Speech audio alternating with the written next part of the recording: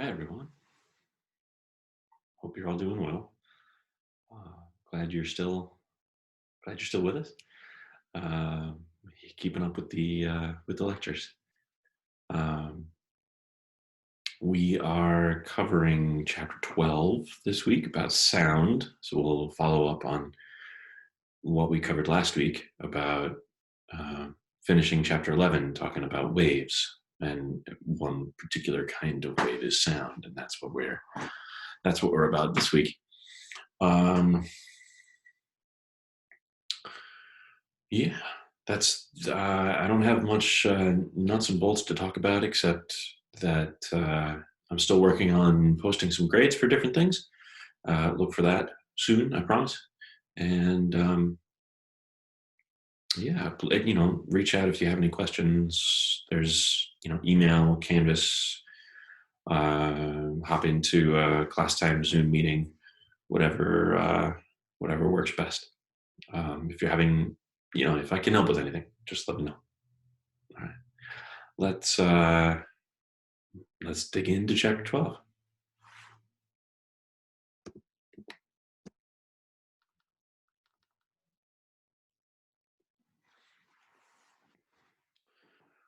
I'll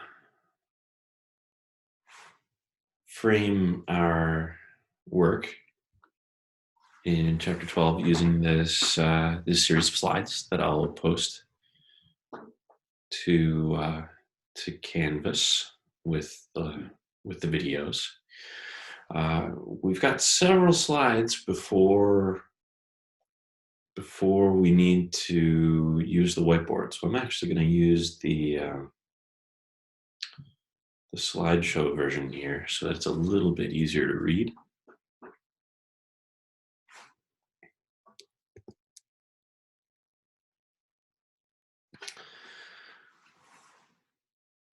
Sound is our poster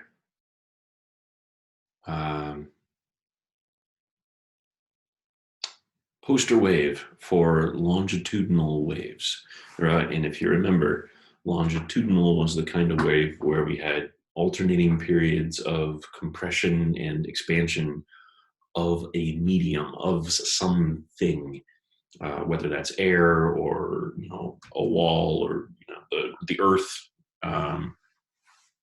There has to be some medium that is compressing, getting more dense and then less dense, expanding, and that pattern propagates through the medium. So sound can travel through any kind of matter, but not through a vacuum, not through empty space. So every movie you've seen with some sort of space activity, any space battles with like lasers or something like that, all of that sound is added for our benefit and not actually physical. None of that sound actually propagates. The thing that is different in different media, whether it's air or walls or ground, is the speed at which the sound propagates. Generally, the denser the material is, the faster the sound, because the more easily one disturbance is propagated through to the next. The more rigid that object is, the faster the sound can disturb nearby neighbors. The speed of sound in air at room temperature or so is about 343 meters per second.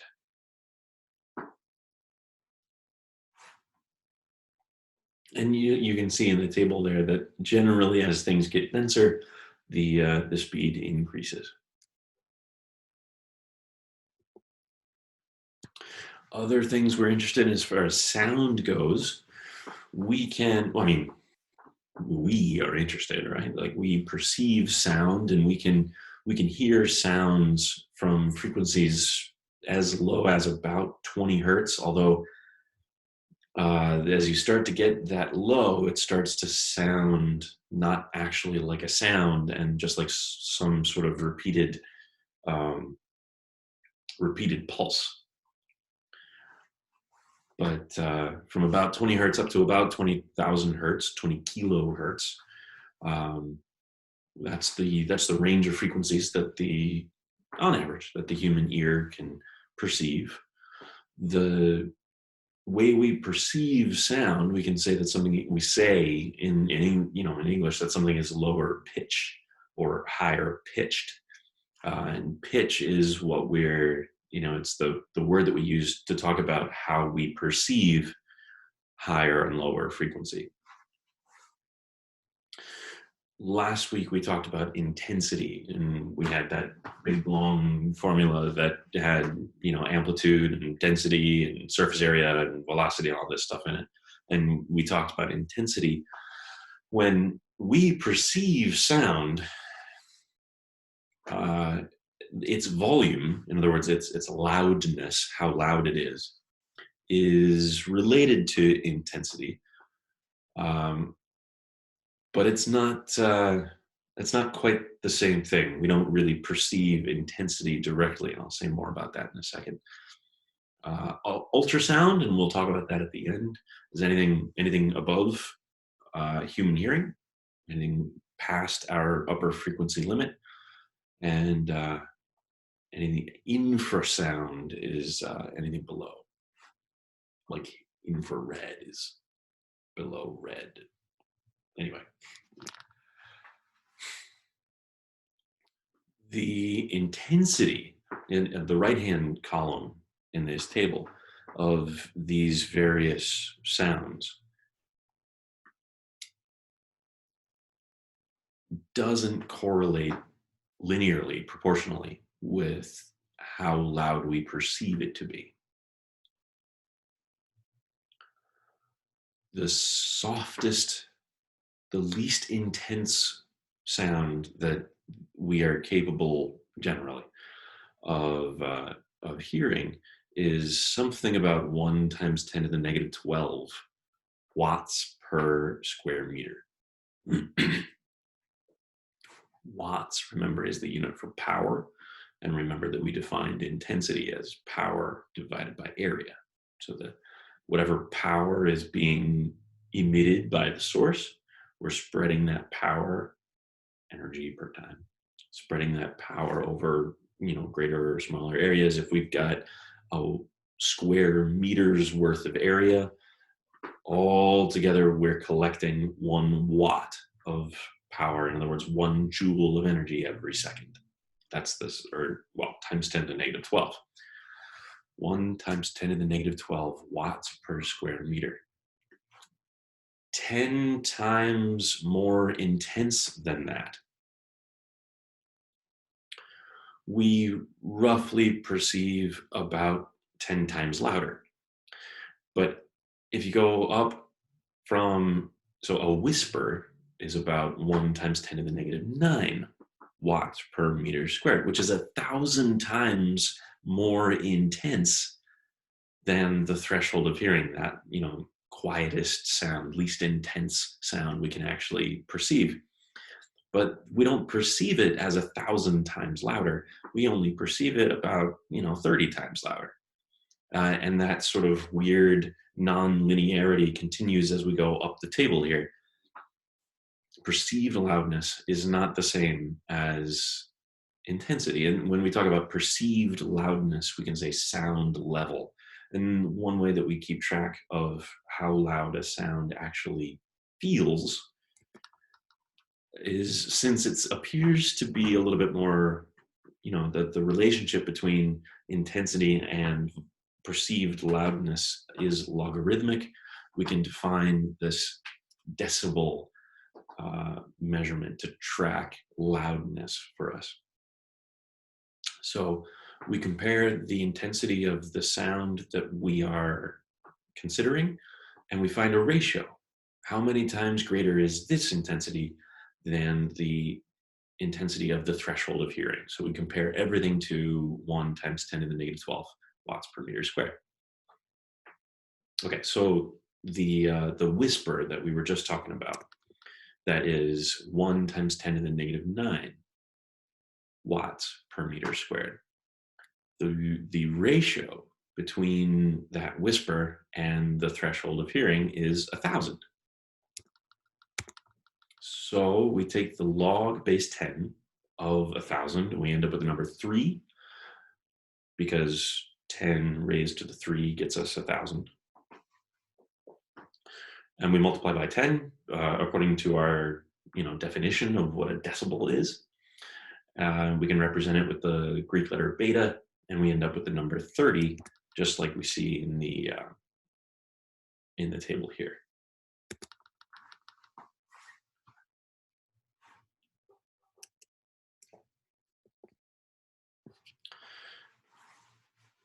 Anytime you increase the sound level by 3 decibels, that corresponds to doubling the intensity, but 3 decibels isn't very much, especially since the loudest sounds we can think of are in the hundreds of decibels. So increasing by 3, imagine it's a loud rock concert, and we're already experiencing 120 decibels. If we double the intensity, we don't really, it's already fucking loud. So it's only just a little bit, like, we only perceive it as louder. We don't perceive it as having doubled. It only goes up by 3. So instead of 120, it's 123. So it doesn't really feel like a lot of a difference for us. Our work last week showed that the power is spread over a spherical area as long as the sound can propagate in all directions equally. In open areas, we have these spherical wave fronts that propagate away from the source.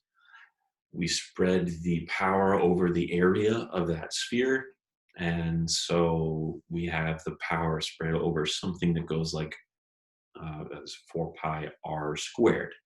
So the farther away you go, the intensity decreases by the 1 over r squared.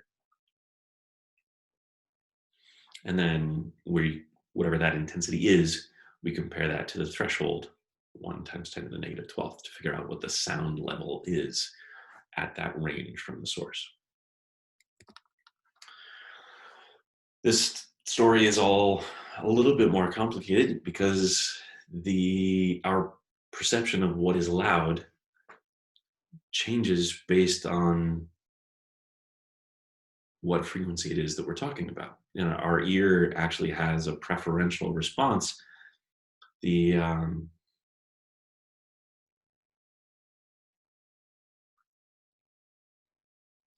sort of region here, somewhere in between 1,000 and 5,000 hertz,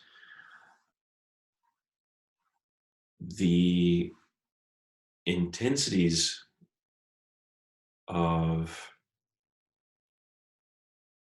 1 or 10 to the negative 12, the threshold of hearing actually drops below that at this frequency. So we can hear a little bit better, a little bit quieter, less intense sound in this pocket right here. That this is, I guess, our best hearing.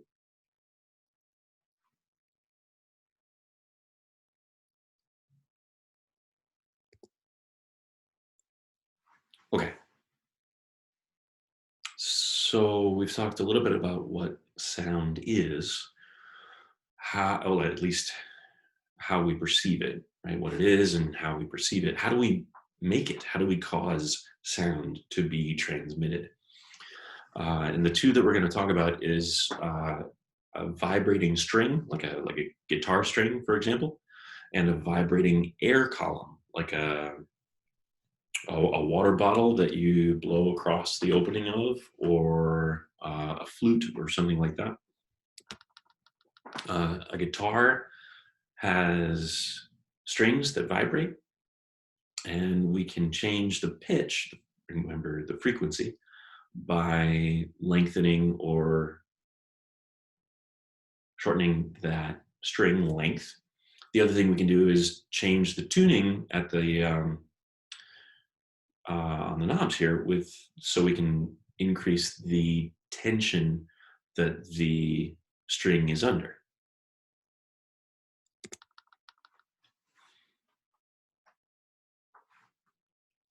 Pianos work the same way. We can smack a string with a hammer and cause it to vibrate. A wind instrument like a trumpet or a flute, or actually speech, this is the same thing that's happening here. When we cause our vocal cords to vibrate, the air in our respiratory system vibrates as well, and that vibrating column is what is the source of the sound that propagates away from us into the environment. So how does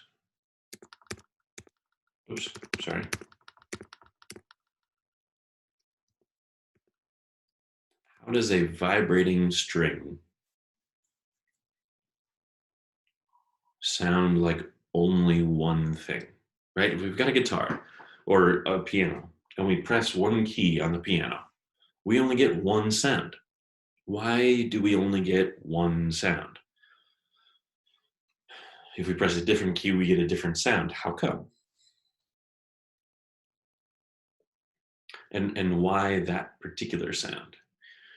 And this is the part that we need, the one little piece of chapter 11 that I left for this week.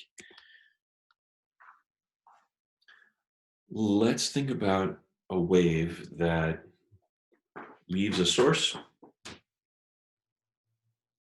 and propagates through space. That disturbance has some amplitude. So that finger snap has some volume, some intensity. We compress the air next to my fingers, which expands into the air next to that, which compresses it, which expands into the air next to that, and so on. So we have a pattern of compressed and expanded air. In other words, points where there is high pressure and points where there is low pressure. Those are the crests and the troughs. And there's, the center line, which is, normal ambient air pressure without any extra finger snaps. That disturbance takes some amount of time to propagate from my fingers over to the microphone, over to some other point in space. And that disturbance has some wavelengths. One of the things we talked about last week for, the 5 things we need to talk about a wave. We need to know, how much time it takes to make one cycle of compression and expansion and then back to normal. And we also need to know how much space that takes up. If we've got a compression here, how much space exists in the pattern before we find the next compression. So we need, in order to talk about a wave traveling from here to there, we need both pieces of information. We need the spatial piece and we need the temporal piece, the time piece.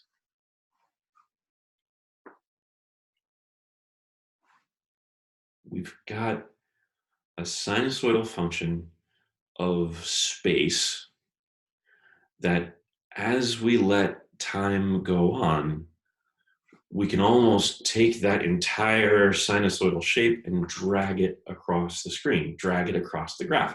So we end up with the same spatial picture shifted to the right as the entire wave moves to the right. And that's the key to writing this all in math. The picture in space is a sinusoidal wave.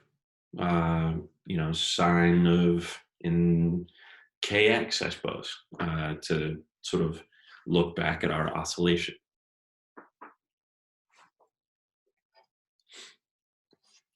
But as time goes on, we need to shift that graph to the right. Now think think back to our pre-calculus and our curve sketching type stuff. If we have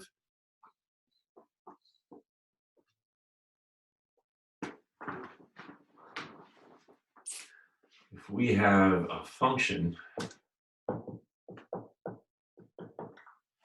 x squared plus 2, I don't know, some normal happy parabola.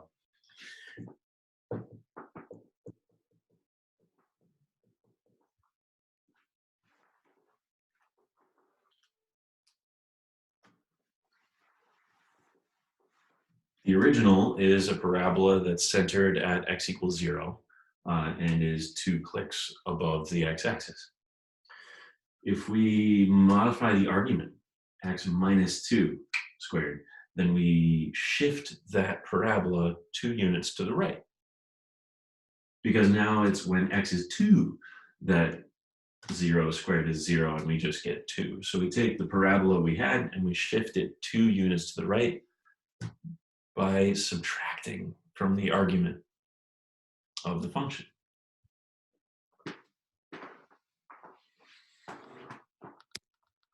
Okay. So a full mathematical description needs a spatial part, x, and a temporal part.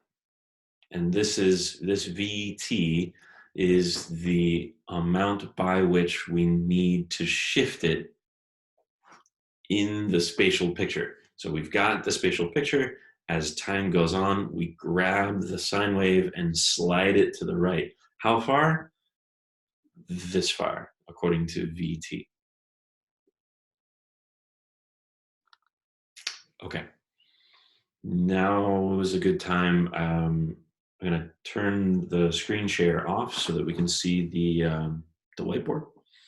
And I want to talk a little bit about this.